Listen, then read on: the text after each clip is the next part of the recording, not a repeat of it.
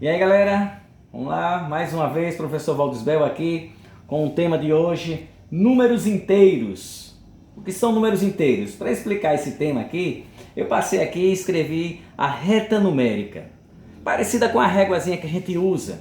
Só que a régua que a gente usa, ela tem a marcação do 0 até 10 centímetros, 15 centímetros, 30 centímetros, dependendo do tamanho da régua.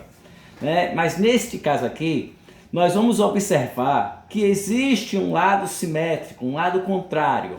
Ou seja, se existem números positivos, que a gente chamava de números absolutos, sem sinais, outrora a gente falava desta forma, mas agora a gente vai separá-los por sinais. Nós teremos os números positivos e o contrário aqui, os números negativos, tendo o zero como marco que vai dividir estes dois conjuntos exatamente em duas partes iguais. Então o que é que a gente tem aqui? Observe que a reta ela vem do infinito negativo em ordem decrescente, menos 5, menos 4, menos 3, menos 2, menos 1 e termina no zero. E a partir daqui começam os positivos, na mesma batida, na mesma distância. Mais 1, mais 2, mais 3, mais 4, mais 5 e ambos, esse vem do infinito e esse vai para o infinito. Vamos para a ideia de maior e menor antes. Os números positivos fica fácil de a gente descobrir qual é o maior e qual é o menor. Por exemplo, até por uma questão de costume. 3, logicamente, ele é menor que 4 e ele é maior que 2. E a gente tem como fazer esse tipo de comparação com todos os números positivos de uma maneira bem fácil. Já o número negativo, eu quero que você preste atenção numa coisa. Quanto mais próximo, mais perto ele tiver do zero, ele será maior. Então vamos aqui a uma observação. O menos 1 é o número inteiro mais perto do zero. Então ele é o maior número negativo que existe. Eu não conheço o menor, porque ele vem do infinito. Mas eu sei que o menos 5... desses termos aqui que eu coloquei, o menos 5 é o menor de todos os negativos. Ou seja, o menos 3, para você ter uma ideia, ele é maior que o menos 4, porém ele é menor que o menos 2. E lembrando, o número negativo ele é menor que qualquer positivo, inclusive o zero, que o zero é neutro, só para deixar bem claro.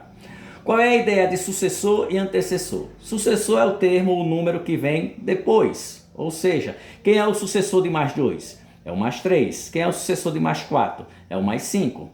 Antecessor é o que vem antes. Quem é o antecessor de mais 4? É o mais 3. Vamos para os negativos, porque positivo, como eu falei, a conotação é bem simples. Nos negativos nós temos aqui o seguinte. Quem é o sucessor de menos 4? Quem é que vem depois de menos 4? Menos 3. Quem é o antecessor de menos 4? Quem vem antes de menos 4? O menos 5, porque é de forma decrescente. Aí eu vou e pergunto aqui. Eu chamo de simétrico ou oposto. Ambos, ou eu posso chamar de simétrico ou chamar de oposto. O que seria isso? Oposto é o mesmo número com um sinal contrário. Tipo, quem é o oposto de mais 4? Menos 4. Quem é o oposto de mais 1? Menos 1. Quem é o oposto de menos 5? Mais 5. Oposto e simétrico quer dizer a mesma coisa. Por que simétrico? Porque eles estão na mesma distância. Olha aqui a distância entre os dois, de 2 unidades. Ou uma unidade em relação ao zero, uma unidade em relação ao zero. Mais 4 e menos 4. Menos 4 está a 4 unidades do zero e mais 4 também está a 4 unidades do zero. Então, por isso que é chamado de simétrico, está na mesma distância, sinais diferentes. Como eu falei, valor absoluto, o que é o valor absoluto ou módulo? É o número normal, sem sinal, sem observar se ele é positivo ou se ele é negativo. Positivo mais 2 e negativo menos 2, o valor absoluto dele é quanto? 2. A gente também pode representar por essas barrinhas, que é chamado de módulo. Então eu fiz uma comparação aqui. Menos 2 é maior que menos 1? Se for em módulo, sim, porque o módulo, ou seja, o valor absoluto de menos 2 é 2 e o valor absoluto de menos 1 é 1. Então 2 é maior que 1.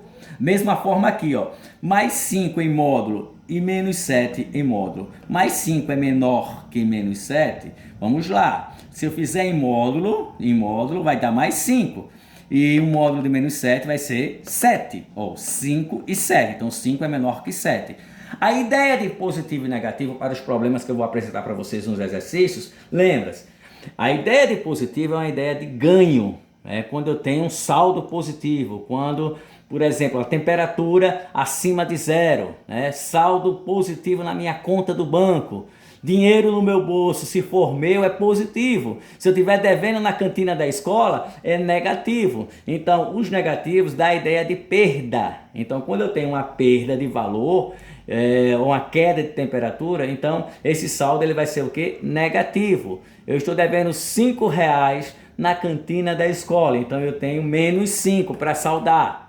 Ok? Então tudo ok aí? Essa é a parte introdutória dos números inteiros, né? Posteriormente estarei colocando aí aulas com operações com os números inteiros, ok? Beijão, beijão, um abraço, até a próxima!